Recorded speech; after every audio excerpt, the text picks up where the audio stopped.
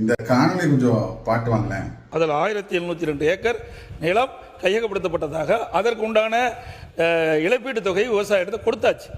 இப்போ 1702 ஏக்கரை விவசாயிக்கு கொடுப்பீங்களா இல்லை வேறு திட்டத்துக்கு பயன்படுத்துவீங்களா? முன்னாள் முதலமைச்சர் மாண்புமிகு உறுப்பினர் கேள்வி கேட்டிருந்தாரு. இந்த திட்டத்தை கைவிட்டுட்டீங்க, கையகப்படுத்திய நிலத்தை என்ன பண்ண போறீங்கன்னு. மாற்று தொழில் திட்டங்கள் மக்களை பாதிக்காதவாறு கையகப்படுத்தப்பட்ட நிலங்களில் செயல்படுத்தப்படும். இதன் மூலம் தொழில் வளர்ச்சி மற்றும் வேலை வாய்ப்பு, பொருளாதார வளர்ச்சி இப்பகுதியில் ஏற்படும். பரந்தூர்ல விமான நிலையம் கட்டுறதுக்காக 90 விழுக்காடு நிலங்கள் கையகப்படுத்தி வச்சிருக்குது. அதை என்ன செய்வீங்க அப்படின்ட்டு நம்ம முன்னாள் முதலமைச்சர் எடப்பாடி பழனிசாமி அவர்கள் கேட்கிறாரு. அதற்கு தொழில்துறை அமைச்சர் கீர்த்தனா அவர்கள் என்ன சொல்றாங்கன்னா, நாங்கள் மாற்று தொழில் திட்டங்களை அந்த இடத்துல தொடங்குவோம் அப்படின்ட்டு, அதனால தொழில் வளர்ச்சி ஏற்படும் அப்படின்னு சொல்றாங்க.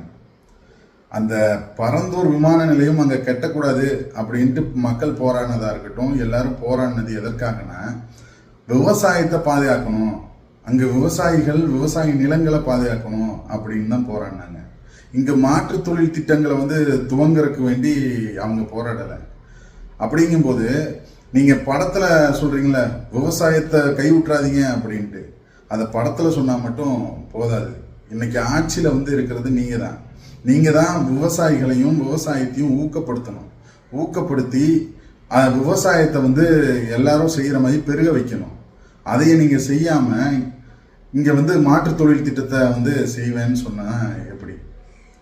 அதே மாதிரி விவசாயம்ங்கிறது ஒரு வாழ்வியல். அந்த விவசாயத்தை நம்ம எந்த அளவுக்கு பாதுகாக்கிறோமோ அந்த அளவிற்கு தான் மனிதனுடைய உணவு தேவைகள் எல்லாம் பூர்த்தி செய்யப்படும். இங்க விவசாய நிலங்களை எல்லாத்தையும் அழிச்சிட்டு அந்த இடத்துல புதியதாக கட்டடம் கட்டுறது, புதிய தொழில்களை செய்யறது அப்படின்னு போனா எங்க போய் சாப்பிட்றது? இதையனா இந்த நிலத்துல ஒரே ஒரு கட்சியும் ஒரே ஒரு தலைவரும் மட்டும்தான் கேட்கிறாங்கன்னா அது அண்ணன் சீமான் மட்டும்தான். பரந்தூர் விமான நிலையம் வரும்போதே அண்ணன் சீமான் சொன்ன இந்த கருத்தை கொஞ்சம் கேளுங்க. ஒரே ஒரு கேள்வி கேட்கிறேன், ஒரு கேள்வி அண்ணன் கேட்கிறேன். இப்போ பரந்தூர்ல 5000 ஏக்கர்ல ஏர்போர்ட் கட்டிடுறான், திருப்பி விளைநிலம் பத்தல, அந்த ஏர்போர்ட்டை தூத்துட்டு விளைநிலமா ஆக்க முடியுமா? இதுக்கு மட்டும் பதிச்சு வாய்ப்பே கிடையாது.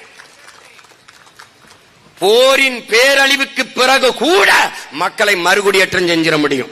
ஆனால் நெய்வேலியிலே பழுப்பு நிலக்கரி மின்சாரம் எடுத்த இடத்திலே, மீத்தேன் ஈத்தன் எடுத்த இடத்திலே, அணு உலை ஸ்டெர்லைட் வச்ச இடத்திலே என் மக்களை மறுகுடியேற்றம் செய்ய முடியாது. ஏன்னா சிந்திக்கிறதுக்கு இன்னைக்கு அண்ணன் சீமானால மட்டும்தான் முடியும். ஏன்னா இந்த மண்ணையும் மக்களையும் நேசித்து நிற்பது அவர் மட்டும்தான். இன்னைக்கு பரந்தூர்ல விமான நிலையம் வேண்டாம் அப்படின்னு போராடினது விவசாயிகள் விவசாயம் பண்ணணும் அப்படிங்கறதுக்காகத்தான்.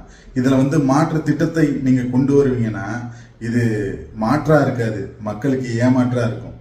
அதனாலதான் சொல்றோம், என் மக்களே, உண்மையும் நேர்மையுமாக இந்த நிலத்தில் உழைக்கும் தலைவனை நீங்கள் தேர்ந்தெடுக்கணும்.